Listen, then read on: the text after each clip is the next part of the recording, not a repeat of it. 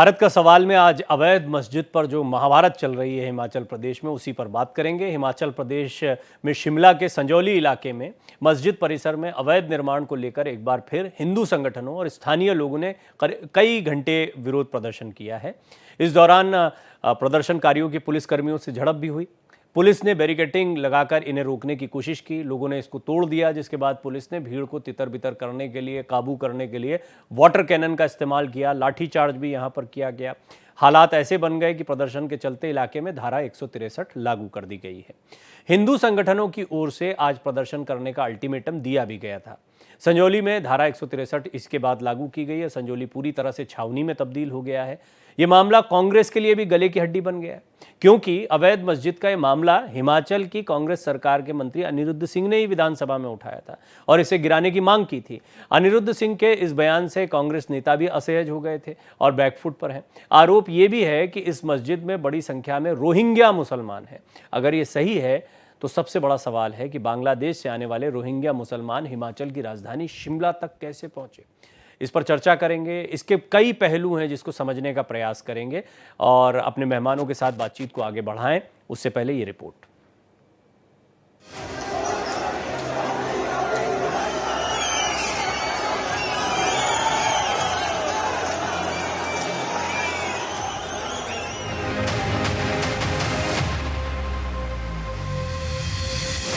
हिमाचल प्रदेश की राजधानी शिमला में अवैध बनी मस्जिद को लेकर तनाव बढ़ने लगा है।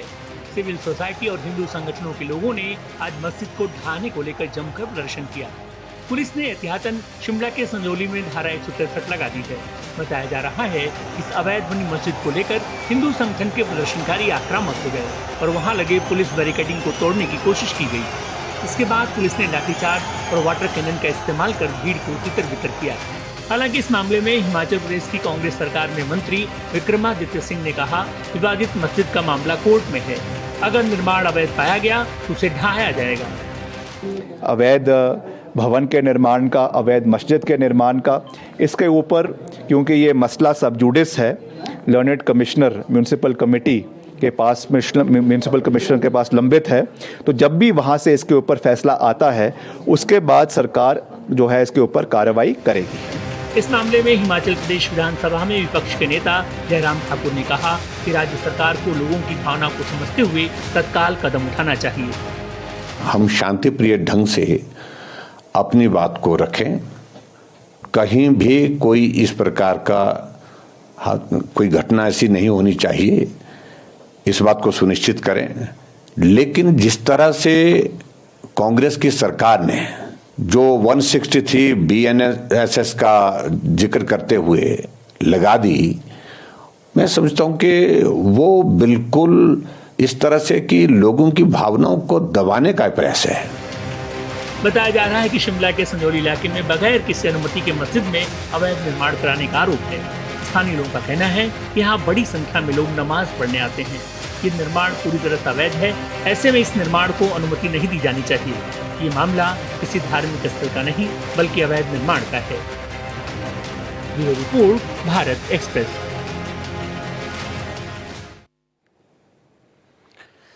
अब ये जो अवैध मस्जिद का मामला है ये सियासत से ऊपर है, लेकिन सियासत किस तरह से हावी होती है इसका अंदाज़ा आप लगा सकते हैं। ये मुद्दा कांग्रेस के ही मंत्री की तरफ से उठाया गया। अनिरुद्ध सिंह ने ही इस मुद्दे पर जो बातें कही थी वही बात जो है अब हम देख रहे हैं कि उसको लेकर विरोध प्रदर्शन हो रहा है। उनका ये कहना था कि यहाँ पर लगातार पक्का निर्माण होता जा रहा है। मैं आपको बता दूँ, यूँ तो यहाँ पर जो मस्जिद है वो हमने कई बार डिस्कशन किया है, ये बताया जाता है कि तो आज़ादी के पहले की। ये बात ठीक भी है कि इस जगह पर एक मस्जिद हुआ करती थी 1947 से पहले, लेकिन देखते ही देखते वो 5 मंजिला इमारत में तब्दील हो गई और 2010 के बाद से विवाद और गहराया। ऐसा नहीं कि इस पे आज विवाद हो रहा है, ये मामला बकायदा, इसमें कानूनी पेचीदगियां हैं। इस मामले को लेकर लगातार कानूनी लड़ाई भी चल रही है और इसको लेकर पहले भी सवाल खड़े होते रहे। ये पहला मौका नहीं है, लेकिन अब मामला गर्मा गया, गहरा गया और इसकी बहुत बड़ी वजह यह है कि एक सियासी माहौल भी बड़ा अहम होता है। इस सियासी माहौल की अगर हम बात करें तो इसमें संजौली विवाद क्या है, पहले तो एक एक करके ये समझते हैं। आप ग्राफिक्स के जरिए चीज़ें देख रहे हैं, आज मेहमानों से बात करेंगे, उसके पहले ज़रा मामला आपको समझा दें। मैं आपको हमेशा कहता हूँ ये बड़े संवेदनशील मसले होते हैं और इनको बड़ी संजीदगी से समझने की ज़रूरत है। कानूनी मसला अवैध निर्माण हो गया, उसके ऊपर अब फिर धर्म की, मजहब की राजनीति शुरू हो जाती है। शिमला के संजौली मस्जिद के अवैध निर्माण का मामला 14 साल पुराना हो गया है। 2007 के बाद जो है इसके विस्तार का काम शुरू हुआ था और 2010 में मस्जिद को अवैध बताते हुए मामला दर्ज हुआ। जैसा मैंने आपको बताया, पिछले 14 वर्षों में मस्जिद पर 4 नई मंजिलें जोड़ दी गई। अब यह बड़ा सवाल है, 5 मंजिला इमारत कर दी गई है और ज्यादा गंभीर बात यह है कि इस 5 मंजिला इमारत में रह कौन रहा है, क्यों इसको बढ़ाया जा रहा है। ये एक बहुत गंभीर टिप्पणी थी जो कांग्रेस के मंत्री ने भी की और इसी को लेकर मामला गरमाया हुआ है। इसमें रोहिंग्या मुसलमान जो हैं वो लगातार रह रहे हैं, यहां पर उनकी बसाहट बढ़ती जा रहे हैं। अब ये कुछ ऐसी बातें हैं जो चिंता भी बढ़ा देती हैं। तो ये थोड़ा सा मैंने आपको जानकारी दी कि ये मामला क्या है, इसको ऐसे ही समझने की ज़रूरत है। अब एक एक करके मेहमानों से बातचीत करेंगे। सबसे पहले राजनीतिक विश्लेषक के तौर पर राहुल लाल साहब मेरे साथ जुड़ रहे हैं। राहुल जी, मैं आपका स्वागत करता हूं भारत एक्सप्रेस पर। सबसे पहले मुझे ये जो मामला है, इस मामले के दोनों ही समीकरण, एक तो अवैध मस्जिद है, उस पर 5 मंजिला निर्माण, 4 मंजिल नए और बन जाते हैं, उसमें रोहिंग्या मुसलमान आकर रह रहे हैं, इस तरह की बातें कही जाती हैं। ये जो नाराजगी है ये तो बहुत पहले से चली आ रही थी, लेकिन अभी जो आप देख रहे हैं वहां सियासत है, चिंता है, इसको लेकर कितना गंभीर होना चाहिए। और कांग्रेस के मंत्री कह रहे हैं बीजेपी प्रदर्शन कर रही है, तो फिर कौन रोकता है इन चीजों को? इस तरह से चीजें बढ़ जाती हैं, इनको थाम क्यों नहीं पाते हैं? काफी विस्तार से आपने संजौली के पूरे विवाद को आपने रखा भी है दर्शकों के समक्ष कि 1947 से यानी कि आजादी के समय का बना हुआ एक मस्जिद है। 2007 में वहां पे कुछ 7 से कुछ और निर्माण शुरू होता है, 10 में शिकायत भी दर्ज होती है और अचानक से पिछले 2024 तक हम लोग देख रहे हैं कि ये उसमें अलग अलग निर्माणकारी होते हैं, अवैध निर्माण, या और वो उसकी शिकायत दर्ज हो रही है और ये मामला जो है गर्म होता हुआ चला जा रहा है जी। देखिए, इसमें 2-3 चीजें तो है। अगर ये मस्जिद अवैध थी, स्पष्ट है कि कोई सुक्खू सरकार में ये पूरा का पूरा अवैध मस्जिद नहीं बना है। ये मस्जिद का ढांचा पूरी तरह से पहले से बना हुआ है। अब अगर हम लोग 2007 से अब तक में देखें तो वहां पे देखिए कांग्रेस की सरकारें भी आती जाती रही हैं और वहां पे प्रेम कुमार धूमल जी थे, उनकी भी सरकार आती जाती हुई रही है। लेकिन अचानक से जिस तरह से भारतीय जनता पार्टी की सत्ता से बाहर भारतीय जनता पार्टी होती है और यह मामला गर्म हो जाता है, तो ये मामले को गर्म करने में एक तरह से भारतीय जनता पार्टी विपक्ष के रूप में है। उन्हें एक तरह से हमें लग रहा है कि वो विभाजनकारी राजनीति के लिए उन्हें काफी इस प्रकार के मुद्दे शूट करते हैं उन्हें, क्योंकि अभी अगर हम लोग देखें हिमाचल प्रदेश में लोकसभा चुनाव में भारतीय जनता पार्टी ने जबरदस्त सफलता हासिल की, 4 के 4 लोकसभा सीटें उन्हें प्राप्त भी हुई। लेकिन विधानसभा के उपचुनाव में 3 में से 2 सीटें फिर कांग्रेस के हाथ भी लगी है वहां पे भी। और उसके अतिरिक्त विधानसभा जिसमें लोकसभा के चुनाव हो रहे थे, उस समय जो 6 विधानसभा के सीटों के उपचुनाव हो रहे थे उसमें भी कांग्रेस का प्रदर्शन सही था। तो ये जो एक स्थिति बनी है कि वहां के लोग लोकसभा के चुनाव के समय में बीजेपी को पसंद कर रहा है और विधानसभा चुनाव के समय में कांग्रेस को पसंद कर रहे हैं, हमें लग रहा है मूल टकराहट का कारण इसी बिंदु पे छुपा हुआ है। नहीं, मैं आपका पॉलिटिकल कमेंट तो मैं समझ भी गया और महत्वपूर्ण भी है, बहुत वैलिड पॉइंट है। लेकिन मैं थोड़ा सा इसके मैं चाहूंगा कि राजनीति से था, क्योंकि हमने इसीलिए इस चर्चा में राजनीतिक प्रतिनिधियों को नहीं रखा, जानबूझ के नहीं रखा राहुल जी। उसकी वजह ये थी क्योंकि ये इतना संवेदनशील मामला होता है, इस पर जिस तरह की बयानबाजी होती, मैं नहीं चाहता दर्शकों के सामने वो जो हिमाचल में जो कुछ चल रहा है वो और ज्यादा मुखर तौर पर जाए। मैं ये समझना चाह रहा हूं आपसे, कोई किसी की भी सरकार रही हो, यह कितना चिंताजनक है कि एक निर्माण हो रहा है और वो 5 मंजिला होता है, उसका मकसद है, ऐसा नहीं किसी प्रॉपर्टी, वहां पर आकर किसको बसाया जा रहा है, वो भी एक बड़ा चिंता का विषय है। और ऐसा ये तो एक जगह की बात हुई, ऐसी कई जगह हैं जिनको लेकर विवाद चल रहा है। हो सकता है, आपने बिल्कुल ठीक कहा कि वो राजनीतिक होता है कि किसकी सरकार चल रही, कौन प्रदर्शन कर रहा है, वो मसला हो सकता है। खैर, ये कितना चिंताजनक है और आपको क्या लगता है इसके पीछे क्या मकसद दिखाई देता है? नहीं, देखिए, हमें लग रहा है कि अवैध निर्माण से देखिए, मैं इसको मूलतः अवैध निर्माण का मामला मैं मानता हूं। और जिस तरह से चाहे हमारे शहरी क्षेत्र में जो स्थितियां बनी है, अब आप सोचिए कि नगर निगम में 44 सुनवाई भी हो चुकी है। अंततः जो भी चीजें होनी है रूल ऑफ लॉ के अनुसार होना चाहिए, कानून के अनुसार ही होना चाहिए वो चीजें, कि उनके ऊपर किस प्रकार से क्या कार्रवाई हो, किस प्रकार से वो चीजें प्रमाणित हो रही हैं। लेकिन आखिर ये गति इतनी धीमी क्यों है? अगर नगर निगम के बीच में 2010 से ये मामला अगर न्यायिक विचाराधीन मामला है तो सोच के देखिए कि उसकी तरक्की रिपोर्ट क्या है। इस पूरे मामले के तह में जब मैंने डूबने की कोशिश की तो शिमला में करीबन जो है कि 1400 मकान जो है वो उसके ऊपर इस प्रकार के अवैध निर्माण के तमाम आरोप लगे हुए हैं वहां पे। और जब नगर निगम सुनवाई कर रहा होता है तो वो एक दिन में लगभग 50-60 मामलों को सुनवाई कर रहा होता है। तो हमें लग रहा है कि इस प्रकार की चीजों को लेके देखिए अवैध निर्माण चाहे वो मैदानी क्षेत्र में हो चाहे पहाड़ी क्षेत्र में, दोनों जगह गए हुए हैं। जी। लेकिन हम लोगों ने यह भी चीज देखा है कि पिछले साल हिमाचल प्रदेश में बड़ा प्राकृतिक विपदा को झेला है। और अगर शिमला को लेकर हम लोग चर्चा करें तो शिमला में अवैध निर्माण को लेकर एक बड़ी एक चिंताजनक स्थिति नहीं राहुल जी, आप इम्पोर्टेंट, मेरा प्रश्न जरा दूसरा था। मैं ये जैसे कि जो अनिरुद्ध सिंह ने जो मुद्दा उठाया, मैं चिंता जिसकी बात की, ये तो ठीक है, ये अवैध निर्माण तो सिर्फ शिमला की बात नहीं है, ये तो हम इधर उधर कई जगहों पर देखेंगे मामले। लेकिन जब एक धार्मिक जगह के इस्तेमाल पर कोई टिप्पणी होती है, जैसा अनिरुद्ध सिंह ने कहा कि यहां पर रोहिंग्या मुसलमानों को बसाया जा रहा है और इससे आपराधिक घटनाएं बढ़ रही हैं, ये चिंता। मैं ये कह रहा हूं कि ये जो बनाया गया अवैध निर्माण अपने आप में कानूनी तौर पर एक चिंता का विषय हो सकता है, लेकिन उसका जो इस्तेमाल हो रहा है, इस तरह के संस्थानों को, इस तरह की जगहों का जो इस्तेमाल किया जा रहा है, वो कितना चिंताजनक है अगर कांग्रेस के मंत्री साहब ने जो कुछ कहा है उसको ठीक माना जाए तो। देखिए कांग्रेस के मंत्री अनिरुद्ध सिंह का जो बयान है, अगर ये सवाल है कि वहां पे रोहिंग्या लोग आके रह रहे हैं, तब तो फिर मंत्री जी से ये पूछा जाना चाहिए भाई आप भी ऐसा तो है ना कि 2 ही दिन पहले आप सत्ता में आए हैं, तो फिर उन रोहिंग्याओं से निपटने के लिए आपकी क्या तैयारी रही। फिर उस सरकार से भी ये सवाल पूछे जाएंगे और ये सवाल खुद उस मंत्री जी से भी पूछे जाएंगे कि आप अपने जिस सरकार में आप मंत्री हैं उस सरकार की भी कोई जिम्मेदारी रही है या नहीं है, और उस जिम्मेदारी को अगर आप पूरा करने में विफल रहे हैं तो फिर आप मंत्री पद से इस्तीफा देके थोड़ा जनता के साथ आप भी प्रदर्शन में शामिल होइए। ये तो नहीं होगा कि हम सत्ता का मलाई। ठीक है, मैं समझ गया। यहाँ पर अभी मैं आप डिस्कस करेंगे, हम किसी निष्कर्ष पर नहीं पहुंच पाएंगे, राजनीतिक विलनेस भी है। संजीव उनियाल जी जो कि राजनीतिक विश्लेषक के ही तौर पर मेरे साथ जुड़ रहे हैं चर्चा में, मैं उनका भी स्वागत करता हूं। मौलाना शहाबुद्दीन बरेलवी साहब भी मेरे साथ जुड़ गए हैं। बरेलवी साहब आपका भी मैं बहुत बहुत स्वागत करता हूं, अध्यक्ष हैं मुस्लिम जमात के। संजीव जी, अभी हम और राहुल जी जो बात कर रहे थे उसमें जो महत्वपूर्ण बात आई वो यही है कि किसी की भी सरकार रही हो, आज का मामला तो है नहीं, ये मामला लगातार जो है ठंडे बस्ते में ही रहा है। अचानक से इस पर इतना बड़ा प्रदर्शन इसलिए किया जा रहा है क्योंकि अभी कांग्रेस की सरकार है, और अगर कांग्रेस की सरकार के मंत्री भी कहते हैं कि ये मुद्दा भाई यहाँ पर रोहिंग्या मुसलमान रह रहे हैं, तो उनको इसकी चिंता जाहिर करने के साथ साथ में कुछ कदम उठाने चाहिए। थोड़ा समझाइए चल क्या रहा है यहाँ पर शिमला में।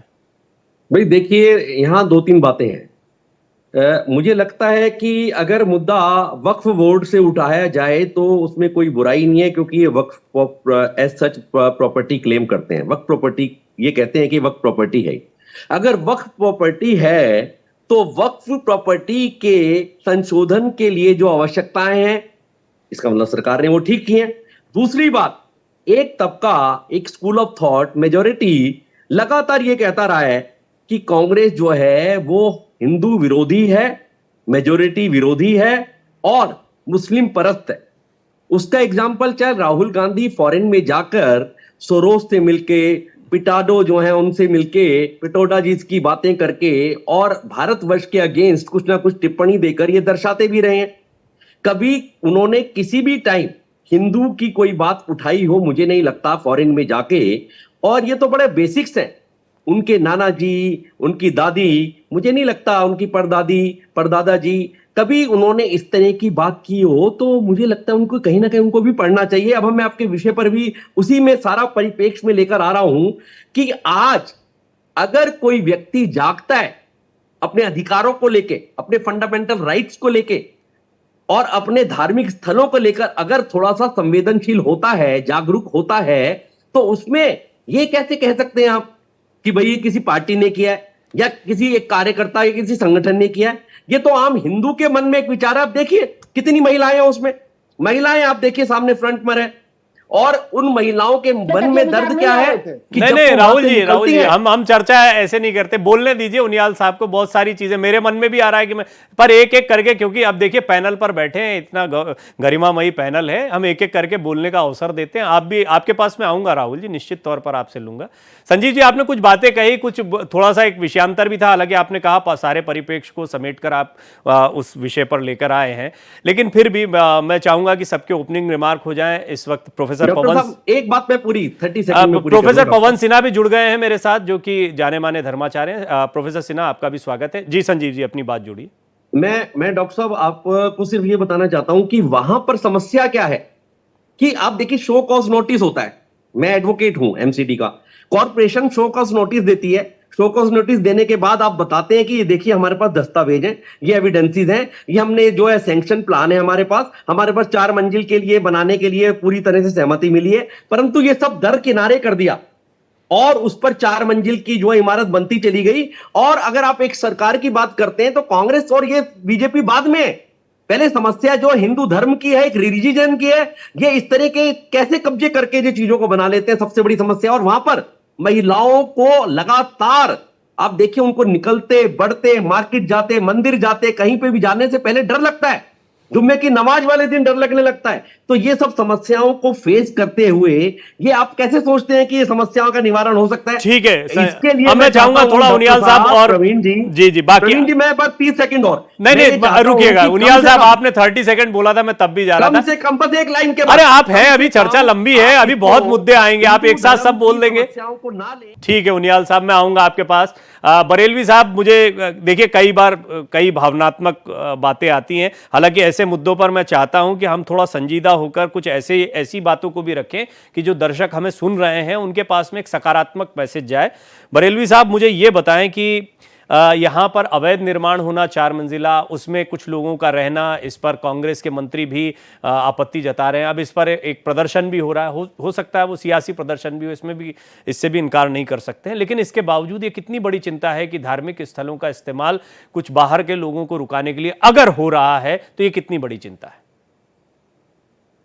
देखिए, शिमला की मस्जिद की चर्चा हो रही है, तो ये मस्जिद जो है वो वक्फ बोर्ड से बाज़ाब्ता तौर पर मंजूर शुदा है और उसका वहाँ पे रजिस्ट्रेशन है।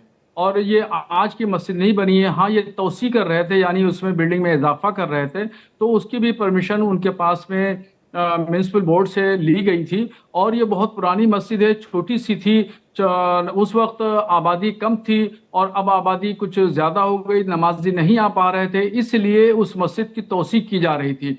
तो इसमें कोई दो राय नहीं है। एक कांग्रेसी मंत्री ने इस बात को उठाया और उभारा और ये कहा रोंगनिया मुसलमानों से उसको जोड़ दिया गया, जबकि उसको मस्जिद एक इबादत का घर है, मंदिर एक इबादत का घर है और जितने भी मजहबी मकामात हैं वो सब इबादत के लिए जाते हैं। उसको इस तरह की चीज़ों से नहीं जोड़ा जाना चाहिए। रोंगनिया मुसलमान अगर कहीं रह रहे हैं और उसका इस्तेमाल अगर मस्जिद के अंदर हो रहा है तो ये गलत है। और नमाज के लिए तो अल्लाह की इबादत के लिए तो होना चाहिए, मगर दीगर एक्टिविटीज़ के लिए, दीगर सरगर्मियों के लिए ये मस्जिद नहीं है। मस्जिद में अगर प्रचार प्रसार हो रहा है किसी संगठन का या किसी व्यक्ति का या किसी कट्टरपंथी विचारधारा का या किसी भी व्यक्ति का अगर प्रचार प्रसार हो रहा है तो ये गलत है। मस्जिद का मकसद किसी का प्रचार प्रसार नहीं है, बल्कि उसका मकसद तो सिर्फ और सिर्फ अल्लाह की इबादत है और इबादत के अलावा कुछ नहीं है। मस्जिद में यही इस्तेमाल होना चाहिए, इसी के लिए मस्जिद को इस्तेमाल किया जाना चाहिए। बरेलवी साहब, आपने बड़ा बैलेंस में, मैं बहुत शुक्रगुजार हूं कि आपने एक बहुत सुंदर बात, दोनों ही पहलू रखे। ये बात सही है कि प्रार्थना घर किसी का भी हो, प्रार्थना घर का सम्मान उतना ही रहता है। हाँ, अगर उसका गलत इस्तेमाल हो रहा है तो ये चिंताजनक है और इस पर चिंता जाहिर होनी चाहिए। अब ये चिंताजनक होने अगर है, इस पर सभी कह रहे हैं चिंताजनक है, यहां पर प्रदर्शन भी हो रहा है और उधर मंत्री भी कह रहे हैं। पवन सिन्हा, आपने सुना जो बरेलवी साहब ने कहा, उनियाल साहब ने कहा, शायद राहुल लाल साहब को आप नहीं सुन पाए होंगे। हालांकि उन्होंने ये कहा था कि सरकारें जो हैं वो तमाम दलों की रहती हैं, स्थितियां जो हैं आज की नहीं बिगड़ी हैं, लेकिन अचानक से माहौल बन रहा है। खैर, मैं आपसे ये जानना चाहूँगा कि प्रार्थना, जैसे आपने बरेलवी साहब को सुना, ये समस्या क्या है? मतलब कई हम नैतिक तौर पर जब बात करते हुए इन बातों को रखते हैं तो मुझे लगता है हम सब एक मंच पर दिखाई देते हैं, एक साथ दिखाई देते हैं, लेकिन हकीकत में अगर ऐसी स्थितियां होती तो शायद चिंता जाहिर नहीं करनी पड़ रही होती जैसी हम जमीन पर देख रहे हैं। क्या वजह है? बेबाकी से आपने जो प्रश्न किया है, मैं भी उसका वैसे ही उत्तर देना चाहूंगा। दरअसल हम बड़ी बड़ी जो इस वक्त बात करते हैं, शांति की बात करते हैं, लेकिन ये सारी बातें जो हैं जमीन पर दिखाई नहीं देती हैं।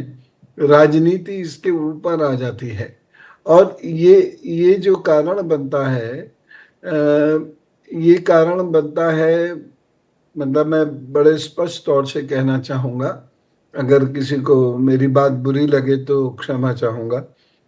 ये जो कारण बनता है इस वक्त में, खासतौर से जो मस्जिद की मैं बात करूं, तो मस्जिद या उसमें रहने वाले लोग या उससे जुड़े हुए लोग वो किस तरीके से बांग्लादेशियों और रोहिंग्याओं को शरण दे रहे हैं, ये चिंताजनक विषय है।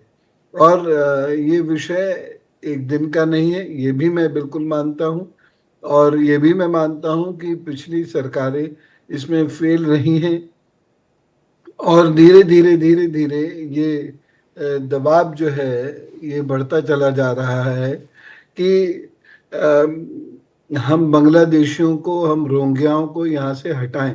लेकिन ये जो हटाने की बात है, ये बात कहीं धर्म की तरफ या धार्मिक विवाद की तरफ ना जाए, इसका भी ध्यान हम सब लोगों को रखना होगा। ये रखा भी जा सकता है। अब रही बात प्रशासनिक एक्शंस की, तो वो तो देखिए, कोई भी सरकार होगी तो वो अपने तरीके से प्रशासनिक एक्शन तो लेगी ही लेगी, और उसको हमें मानना पड़ेगा भी। तो जो अवैध निर्माण है उसमें हिंदू संगठन है वो बहुत स्पष्ट रूप से कह रहे हैं कि ये जो रोहिंग्या और बांग्लादेशी इसमें बसाए जा रहे हैं। एक चीज मैं यहाँ पर और कहना चाहूँगा, इसमें से कुछ हिस्सा अभी भी माननीय अदालत के परव्यू में है, और जो हिस्सा माननीय अदालत के परव्यू में का है उस पर हमें अभी कुछ नहीं बोलना चाहिए। और जितने भी लोग वहाँ पर प्रदर्शन कर रहे हैं उनको भी मैं कहना चाहूँगा कि एक बार अध्ययन कर लें, क्योंकि जो अदालत में मुद्दे होते हैं उसको लेने से उनका केस कमज़ोर पड़ेगा, केस अच्छा नहीं होगा। लेकिन ये बात मैं स्पष्ट रूप से मानता हूँ और कहना भी चाहूँगा कि बांग्लादेशी और रोहिंग्या को यहाँ से भगाना चाहिए। जी प्रोफेसर सिन्हा, कल मैं ट्रेन हादसों पर बात कर रहा था, बड़ा इंपॉर्टेंट सब्जेक्ट था। मैंने नहीं सोचा था बातचीत होते होते वो सब्जेक्ट इतना गहरा गया कि उसमें ये हुआ कि सबसे पहले तो कौन कर रहा है ये सब इसी देश में, और फिर स्लीपर मॉड्यूल की बात हुई तो बड़ी चिंता बढ़ती चली जाती है। उसमें मेरे साथ में आईबी के पूर्व चीफ बैठे हुए थे, सीबीआई के पूर्व चीफ बैठे हुए थे, कई बड़े अधिकारी बैठे हुए थे, कई कानून के जानकार बैठे हुए थे, और बड़ी चिंताजनक स्थिति आई। हम सब, जो आपने कहा ना, खुलकर बोलें, बेबाकी से बोलें, दबी जुबान में बोलें, इशारों में बोलें। हमारे साथ समस्या यही है कि सबसे संवेदनशील और गंभीर मुद्दों पर भी दबी जुबान से बात करनी पड़ती है। बरेलवी साहब, आपने प्रोफेसर सिन्हा को भी सुना जो मैं कह रहा था, आपने बड़ा अच्छा पहला कमेंट रखा अपना। मैं चाहूंगा कि क्योंकि युवाओं को समझाना, उन लोगों को जो कि हमारे बीच में रहते हुए भी भटक जाते हैं, उनको समझाना बड़ा ज़रूरी होता है। जो मैंने कल जिक्र किया कि वो रेलवे की दुर्घटनाओं पर एक बड़ी जांच चल रही है, उसमें कई चीज़ें आ रही थी, वो बड़ी चिंताजनक थी। दूसरा, ये रोहिंग्या मुसलमानों को बसाना, अगर कोई भी बाहर से आता है तो भारत के हित के बहुत विरुद्ध वो चीज़ दिखाई देती है, जैसा प्रोफेसर सिन्हा कह रहे थे। कैसे इन चीज़ों को रोका जाए, और ये इसको आप कितनी बड़ी परेशानी मानते हैं? देखिए, दो बातें आपने कही हैं और मैं इन दोनों बातों का जवाब दूंगा। ज़रा सा मुझे मौका दीजिएगा, ठीक है? मोहतरम, ऐसा है कि अभी मुझसे पहले जो बोल रहे थे वो ये कह रहे थे कि मस्जिद में बांग्लादेशियों को, रोहिंग्या मुसलमानों को छुपाया जाता है और उनको भगाना चाहिए। तो देखिए, अब यहाँ पर कैसे आते हैं, कैसे नहीं आते हैं, ये तो एजेंसियों का काम है, और ये कब से आए हुए हैं और कब तक रहेंगे, ये गवर्नमेंट का काम है, ये हमारा काम नहीं है। और मैं आपको बात बताऊं, आप चाहे यकीन करें या ना करें, प्रधानमंत्री से मैं मिलने के लिए गया तो हमारे वजीर आजम नरेंद्र मोदी जी ने हमसे खुद कहा, तकरीबन 1.25 घंटे की हमारी मुलाकात में उन्होंने मुझसे खुद कहा कि आप जानते हैं कि बांग्लादेश में रोहिंग्या मुसलमानों को कौन खाना पानी देता है, कौन मदद करता है? मैंने कहा कि मैं नहीं जानता हूँ, आप बताइए। तो उन्होंने कहा कि भारत मदद करता है। मुझसे शेख हसीना ने कहा कि हमारा गरीब देश है और ये लाखों यहाँ पर रोहिंग्या मुसलमान बसे हुए हैं, इनके खाने पीने का बोझ जो है हम यानी हमारी बांग्लादेश हुकूमत नहीं बर्दाश्त कर सकती है, आप मदद करिए। तो प्रधानमंत्री का कहना था कि हमने तुरंत यहाँ से मदद के लिए उनसे कहा कि ठीक है, भारत पूरी मदद करेगा। और वहाँ लाखों की तादाद में जो गल्ला, अनाज, आटा, चावल, दाल, मसाला ये सब जाता है, ये भारत से जाता है और भारत मदद करता है। ये खुद प्रधानमंत्री ने मुझसे बात ठीक कही ठीक थी। ठीक। आप चाहे यकीन करें या न नहीं करें, नहीं मैं ठीक है, ये इससे आप खुद इस पे मतलब अगला पॉइंट आपका जो है महत्वपूर्ण। अब दूसरी बात यह है कि अब भारत में चंद लोग बैठ करके इस यानी हिंदू मुस्लिम की नफरत को बढ़ा रहे हैं, जबकि ये हमारा संविधान, हमारा मुल्क एक खूबसूरत मुल्क है, एक जमहूरी निज़ाम के तहत चलता है। हुकूमतें आती हैं, जाती हैं, वो अपने सिस्टम, अपने निज़ाम के तहत, संविधान के मातहत चलाती हैं। तो चाहे कांग्रेस हो या बीजेपी, कोई भी हुकूमत हो, वो अपने निज़ाम के तहत, जो संविधान ने हमें खूबसूरत एक निज़ाम दिया है गुलदस्ते की तरफ, उस तरीके से चलाती हैं। मगर चंद लोग, चाहे मुस्लिम भी हैं और गैर मुस्लिम भी लोग हैं, और वो इस तरह की बातें करते हैं, ऐसा माहौल क्रिएट करते हैं, हिंदू मुस्लिम नफरत का माहौल पैदा करते हैं। तो ये सबसे ज्यादा जरासीम कीटाणु के तौर पर ये पूरे भारत में फैल गया है। और खास तौर पर मैं आपको ये बताऊं कि मुस्लिम पर्सनल लॉ बोर्ड जो है, उनको अगर कोई साहब बैठे हुए उनके शुभचिंतक, तो मेरा इस सवाल का जवाब दे सकते हैं, वो पूरे भारत में चीख चीख के सेंट्रल गवर्नमेंट के खिलाफ वो QR कोड जारी करता है, बयान देता है, मीटिंगें करता है, प्रेस कॉन्फ्रेंस करता है कि मुसलमानों को सताया जा रहा है, जुल्म किया जा रहा है, अत्याचार किया जा रहा है। अब वो मुस्लिम पर्सनल लॉ बोर्ड और इत्तेहादुल मुस्लिमीन MIM ओवैसी ग्रुप और जमीयतुल उलमा के लोग कहाँ हैं कि शिमला जो है वो वहां पर जो हुकूमत है वो कांग्रेस की हुकूमत है, और कांग्रेस के मंत्री ने ही इस इशू को उठाया। तो वो कहाँ हैं लोग जो कांग्रेस के पक्षधर हैं और सेंट्रल गवर्नमेंट के मुखालिफ हैं? अगर ये मुस्लिम संगठन से मैं ये पूछूं तो मेरा पूछना बेजा नहीं है, बल्कि वजह है। अब नहीं ठीक है, ओवैसी साहब ने अपना बयान दिया, मैं आपको बता दूं, ये जानकारी एक दे दूं, उन्होंने बयान दिया, उन्होंने तो आश्चर्य जताया कि हिमाचल में बीजेपी की सरकार है या कांग्रेस की, इस तरह से तंज कसाया उन्होंने। मैं चाहूंगा कि थोड़ा सा और इसमें आपने कुछ पॉइंट्स रखे हैं, हालांकि मेरा सवाल ये नहीं था बरेलवी साहब, माफी के साथ कहना चाहूंगा। प्रोफेसर सिन्हा और राहुल लाल और उनियाल साहब भी मेरे साथ मौजूद हैं। मैं आपके सवाल का जवाब देने आ रहा हूं, वहां पे जो आपका पहला सवाल है, मैं आ रहा हूं। मैं वही चाह रहा था कि उस पर आप, और वो बहुत महत्व का है, आपको सुन रहे हैं बहुत सारे युवा, तो मैं एक्सपेक्ट कर रहा था कि उस पर कुछ आप टिप्पणी करेंगे। हाँ, मैं उसी पे बोलना चाह रहा था। देखिए, आज के वक्त में जो नौजवान हैं वो दोनों तरफ, चाहे मुस्लिम है या गैर मुस्लिम है, रेडिकलाइजेशन बहुत तेजी से बढ़ रहा है। ये जज्बाती हो रहे हैं और इसको इन लोगों को समझाना, इन पर कंट्रोल करना बहुत ज्यादा जरूरी है। दोनों तरफ के मजहबी लोगों की जिम्मेदारी है कि चाहे वो गैर मुस्लिम मजहबी रहनुमा है या मुस्लिम मजहबी रहनुमा है, इन दोनों तबके के, दोनों तरफ के लोगों की जिम्मेदारी है कि नौजवानों के रेडिकलाइजेशन होने से इनके जहन और फिक्र को रोकें, क्योंकि जितना ज्यादा रेडिकलाइजेशन, ठीक है, ये दोनों तरफ की बात है। मुस्लिम जमात के अध्यक्ष होने के नाते, मुस्लिम जमात के अध्यक्ष होने के नाते आप क्या प्रयास कर रहे हैं मुस्लिम युवाओं में रेडिकलाइजेशन ना हो के लिए? मैं बराबर कम से कम 2 साल से एक मुहिम चलाए हुए हूं।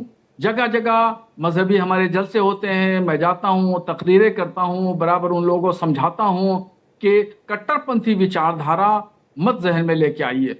और ये सोशल मीडिया पर अनाप शनाप जो है वो चीजें जो अलग अलग कोई गेम के जरिए, कोई किसी के जरिए, किसी के माध्यम से, ये तो वही बात हुई जो हम बात कर रहे थे कि नैतिक तौर पर बात कहना, नैतिक बात तो हम सब जानते हैं। मैं जानता हूं टीवी चैनल पर इतना पैनल पर मैं डिस्कशन करता हूं और मुझे कई अच्छे स्कॉलर्स मिलते हैं जो बहुत सारी बातें कहते हैं, लेकिन अमली जामा या उसका जो इम्पैक्ट है वो क्यों नहीं देखने को मिलता है। मैं समझूंगा, देखिए माफी चाहूंगा, आपसे मुझे बात करना बड़ा जरूरी था और बहुत महत्व का। मैं ये भी समझता हूं कि बाकी के पैनलिस्ट इस बात को समझ रहे होंगे।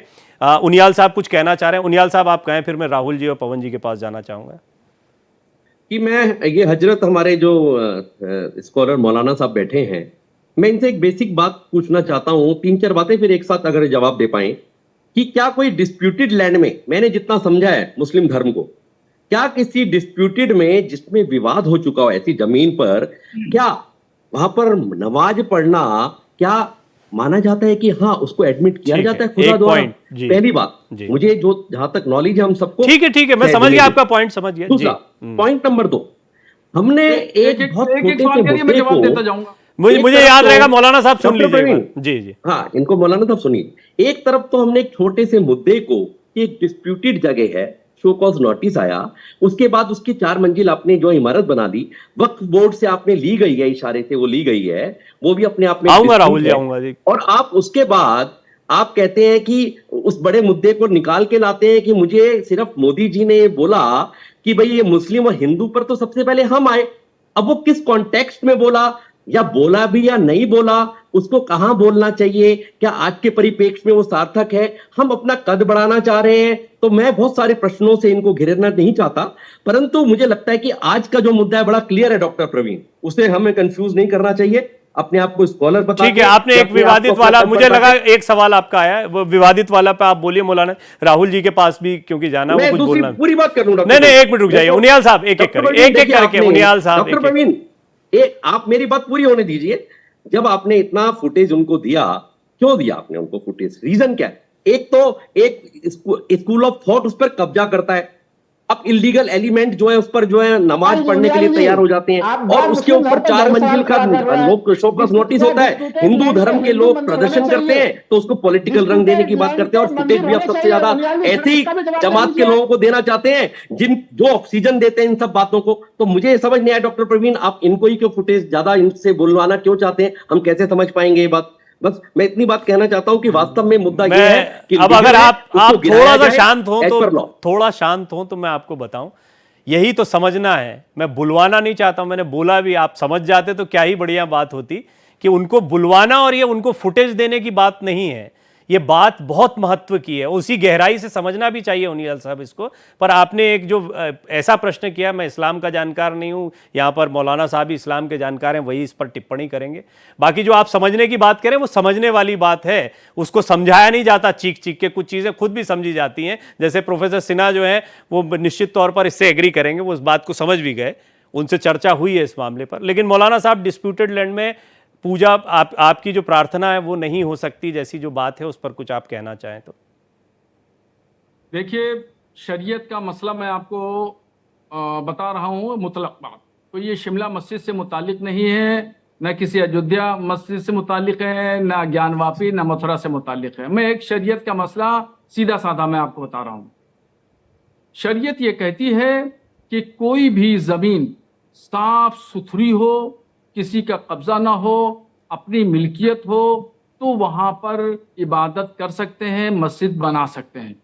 और अगर कोई ज़मीन मुतनाज़ा है यानी विवादित है, और कोई हक जताता है कि वो ज़मीन मेरी है, या गवर्नमेंट की ज़मीन है, या PWD की ज़मीन है, ग्राम समाज की ज़मीन है, नगर पालिका की ज़मीन है, विवादित ज़मीन अगर है, ऐसी कोई है और वहाँ हक जताता है, तो ऐसी जगह मस्जिद बनाना जायज़ नहीं है। ठीक है। और मैं अपना कद नहीं बढ़ा रहा हूं, मैं बहुत छोटा अदना सा मौलाना, मैं समझ गया, मैं नहीं जाना चाहता उस पर। मैं मौलाना साहब, मैं भी इतनी बात समझता हूँ, हम तो नहीं मिल पाए आज तक। ठीक है, प्रवीण जी भी नहीं मिले होंगे मोदी जी से। जी राहुल जी, फिर वही उनियाल साहब, आप कहाँ पर्सनल चीजों पे आ जाते हैं। अरे डॉक्टर प्रवीण, मैं आपको तो बढ़ गया, हम सब तो, मेरे को लग रहा है धर्माचार्य, राहुल लाल, हम सब नहीं मिले होंगे, तो हम तो हमारे नहीं, मुझे नहीं, ये कोई बहुत बड़ा मसला भी नहीं है, ये कोई बहुत बड़ा मसला नहीं, मुझे तो सौभाग्य मिलता रहा है, लेकिन ये कोई बहुत बड़ा मसला नहीं है। जी बोलिए राहुल जी।